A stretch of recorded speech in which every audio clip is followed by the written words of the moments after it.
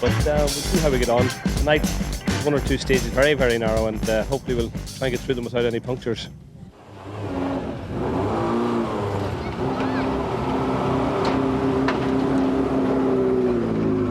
This stage in the championship is nearly all down to what happens. Andrew, if he has a clean run and a finish, he shouldn't have much problem tying up the championship. But we're in a good position to be able to pounce on the title. You know, should things not go his way, or should something happen. Both of our Isle of Man novices, unlike the island's famous Manx cats, have no experience of rallying in the dark. Andrew is fastest on the two opening spectator stages on the Ramsey seafront. This is Mickey Mouse stuff compared to what's ahead. It's possible if we finish the event and finish in the top three, that would possibly wrap up the Irish Tarmac Championship.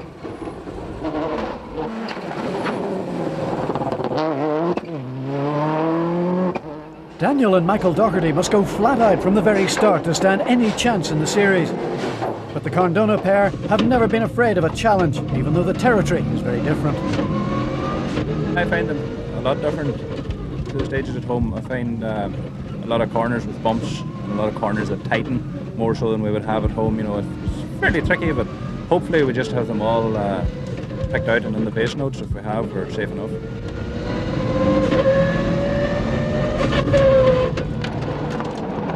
Sean McCardle returns to the scene of his biggest rallying win to date in the Taranto de Paul Salica, but it won't be easy to repeat his trophy triumph. Mark Fisher, whose dad is a legend on the island, has come to try to take the Toshiba Group N crown. I've never done the Manx Rally before, so I'm looking forward to that. The roads are certainly, you know, they're different to what we have at home, and but good demanding roads. You know, we'll do this event, we'll take it from there. The young Fisher has some stiff opposition in Group N with Brendan Kelly, Nigel Hicklin and Liam Davis, all with varying degrees of evolution on their Mitsubishis.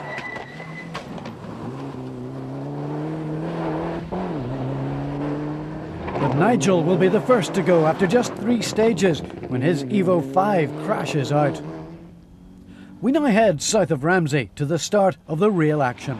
The 1999 Manx Trophy winner Sean McCardle scurries through the 3rd stage, but he's going to have to get a move on.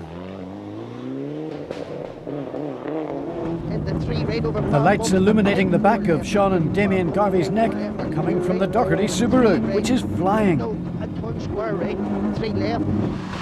The Keystone Lintels car is spearing through the darkness. They catch the Armagh driver towards the end of the corner stage. Daniel, as always, navigated by his brother Michael, eating his carrots, and they punch their Group A car through the darkness to take the lead. That's it now, nice and patient. The very long one right for a crest. Plus double caution, long to left, continues tight. Watch it, plus 4 left, maybe. Nesbitt, after his quick run through Ramsey, is being a little more cautious in the country. Remember, he has to finish to secure his first tarmac title. Caution is the better part of valour when you're trying to hold back the darkness.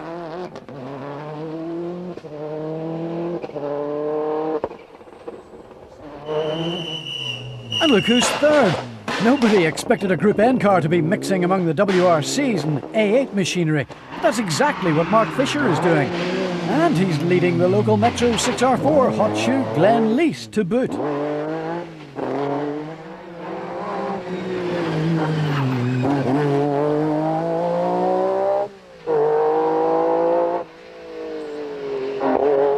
Brendan Kelly is Fisher's nearest rival in the showroom category.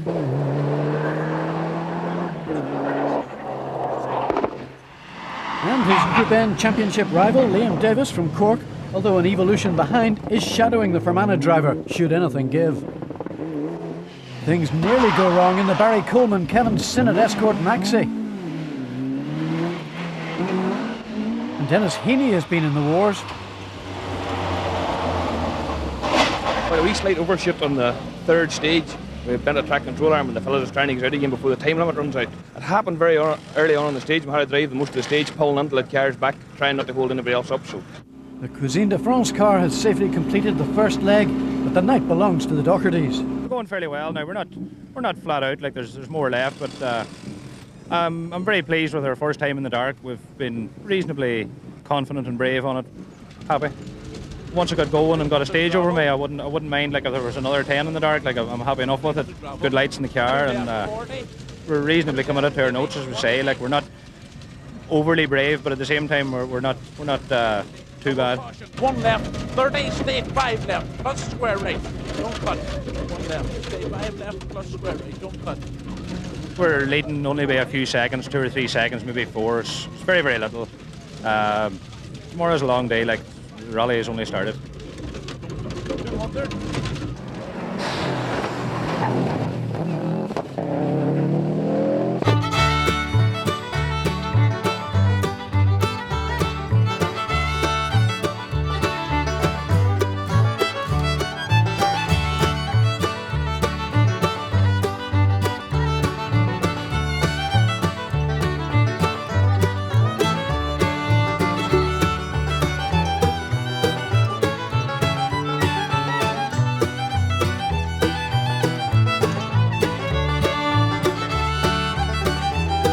The second leg of the Manx Trophy Rally starts in the familiar landscape of the lead mines near Foxdale.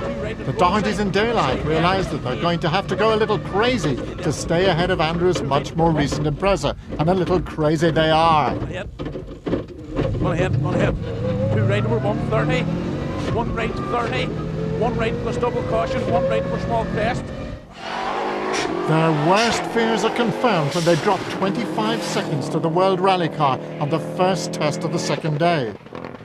And the 2 right, 150 down middle.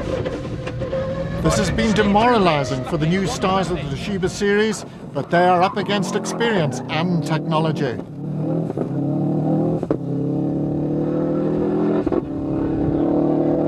Andrew has waited for his moment, and now it's most definitely arrived.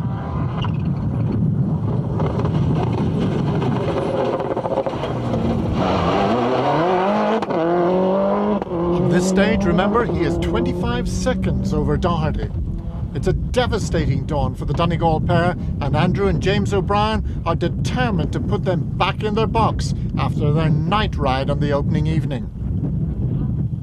Andrew pulls a further 52 seconds on stage 9, 12 on stage 10, and that's it, as the Dohertys do not appear out of stage 11.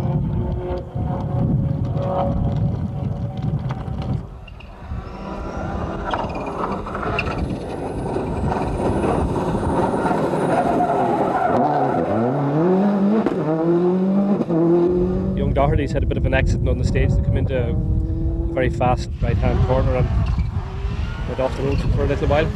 They're very good drivers. You know, they came here to challenge for the championship as well, because if I had failed, you know, if I failed to finish here, the rally would go to Cork. But nonetheless, it's interesting to see the stages here and learn them for next year. Mark Fisher continues to fly, and he now moves up to an amazing second place, some achievement in a Group N car. He also loses one of his Group N rivals when Brendan Kelly hits the ditch in his Evo 6 on stage 9. Unfortunately, Brendan Kelly had an accident this morning, so I think that, you know, that is basically all of the Group N opposition almost. I think there's some of the Group N cars still going, but it was really between Brendan and myself, and he's gone now. So if we finish where we are now, we would probably win Group N in the Toshiba Championship. But we better concentrate on getting to the end of the rally first. And Mark's Group N car is still ahead of Isle of Man resident Glenn Lease. Eugene Ferry is having an excellent run in his Mark II Escort, but boy do these chicanes spoil things. The Mara Feldman is in 4th place and just loving every moment of it.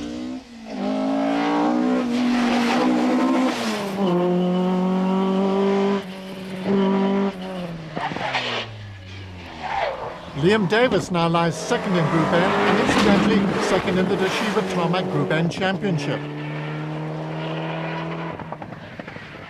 But Sean McCardle's not having such a good run. Last year's winner was a little off the pace on the night stages, but he's now rapidly making up ground and climbing up through the top 10 in the Exian Greer Celica. The grid keep left, keep back up, and the grid keep left, and the turn open square right. turn open square right, 300, open 3 left, 150.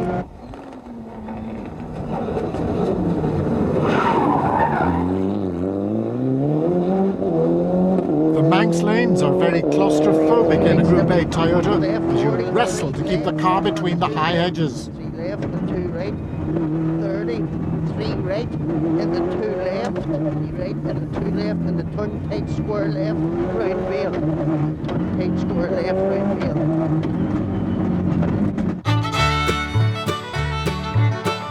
There are also Tarmac Championship classes to be decided on the island. Alan Spears has been in the scenery in his defence of his Class 5 lead.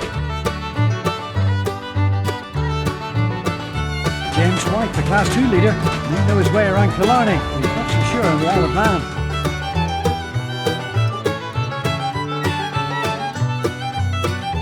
Harry Cathcart is in a class of his own.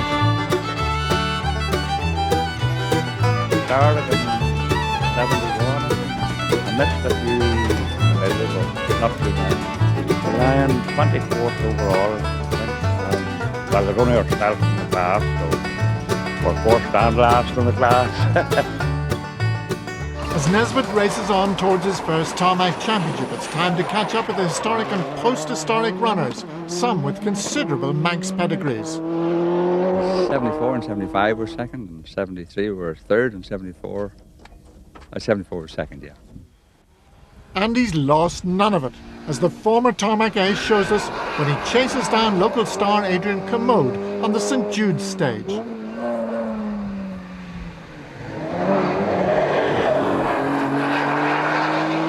Desi McCartney borrowed this Porsche for the Belfast Motorsport Festival and enjoyed himself so much that he's returned to the land of many of his great triumphs from the past.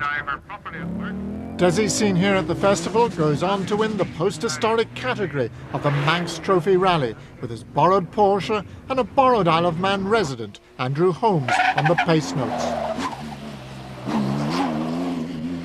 Lee Freestone and Chris Hayes are always spectacular in the Mark I Escort. But they are hampered by clutch problems during the event, as you can hear.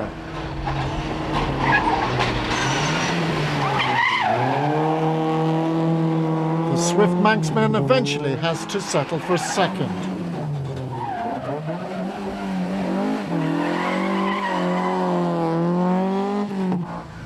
Multiple historic champion Desi Nat has been helped by another multiple champion, but things got off to a bad start. Yes, we're first-class service crew. John Keatley hadn't planned to do this rally, and the chaps who were to come with us weren't available at the end. So John very kindly stepped in, and he's doing a super job. We had a low-tension lead come off the ignition system in the second run through the Ramsey stage, and the ignition just cut out. Now we freewheeled for about 200 to 300 yards, and then we actually pushed the car 200 to 300 yards over the finish line. Things have gone better since then. Better to the extent that Desi and Geraldine McBride climbed right back through the field to win the historic section.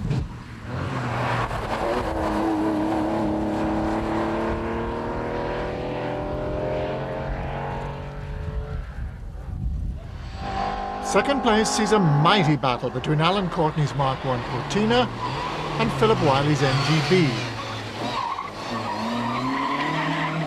Their intense rivalry has dragged them up ahead of Adrian Kermode's Mini, and these two have been swapping times for 3 days.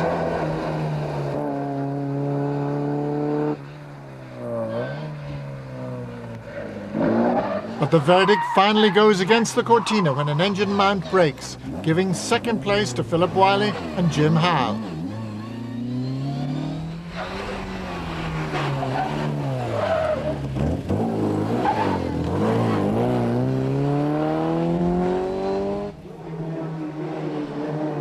Back amongst the top runners, the second day finishes off with the Castletown Classic, a blast through the historic town on the island's southern tip.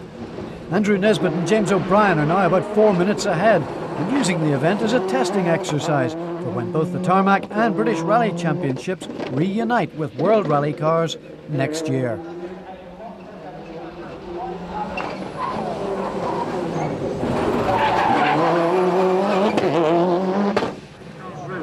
Mark Fisher and Gordon Noble are literally making the sparks fly as they dominate Group N and maintain their second place overall.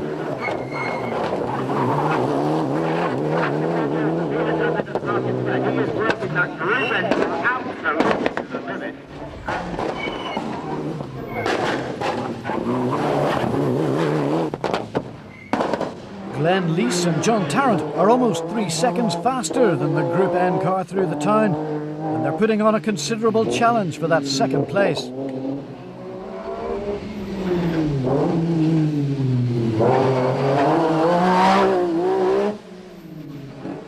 Eugene Ferry and John Gallagher continue to impress in the Gallagher Plant Hire Escort, driving sideways to 4th place. The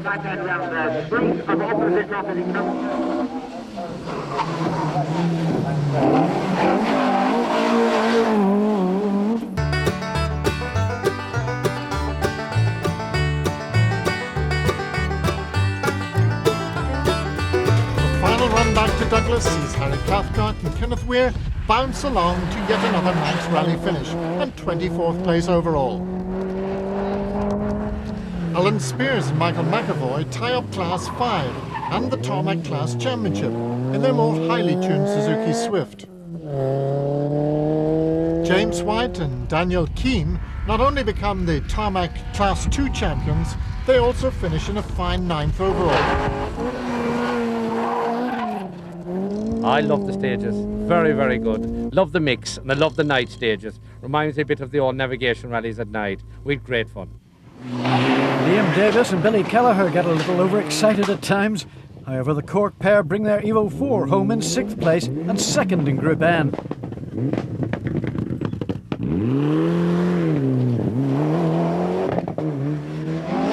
But Eugene Ferry's 5th spot is far from plain sailing towards the end. The Escort has a differential problem, and the Macrofeld driver has to nurse it to the finish.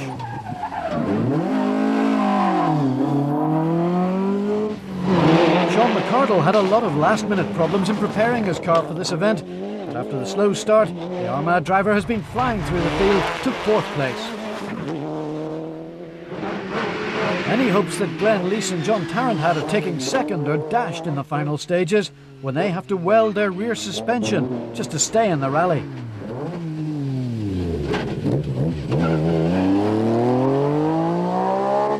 So Mark Fisher is off the hook, and he and Gordon Noble not only finished 2nd, they also put the Tarmac Group N Championship out of reach of their rival.